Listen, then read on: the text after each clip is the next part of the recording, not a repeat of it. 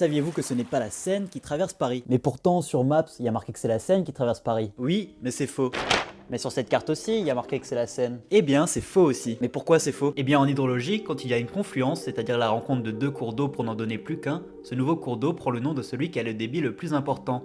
L'autre devient un affluent. À la confluence du Rio Guaína et de l'Amazone au Brésil, on peut facilement le voir. L'Amazone a un débit plus élevé et le Rio Guaína devient donc son affluent. Et quand on descend à 80 km au sud de Paris, on trouve la confluence entre la Seine et l'Yonne. Quand on mesure le débit des deux cours d'eau, on trouve 93 m3 par seconde pour l'Yonne et seulement 80 m3 pour la Seine. C'est donc la Seine qui se jette dans l'Yonne. Sauf qu'à l'époque, on ne savait pas mesurer aussi précisément les débits. La Seine était vénérée dans la mythologie celtique, gauloise et romaine. Il y avait d'ailleurs un temple gallo-romain à l'endroit où la Seine prend sa source. Son nom s'est donc imposé et nous est resté. Donc rassurez-vous, j'exagérais un petit peu en disant que les cartes sont fausses, même si hydrologiquement parlant, on peut dire que c'est l'Yonne qui traverse Paris. Si vous avez appris un truc, je vous propose de vous abonner pour apprendre d'autres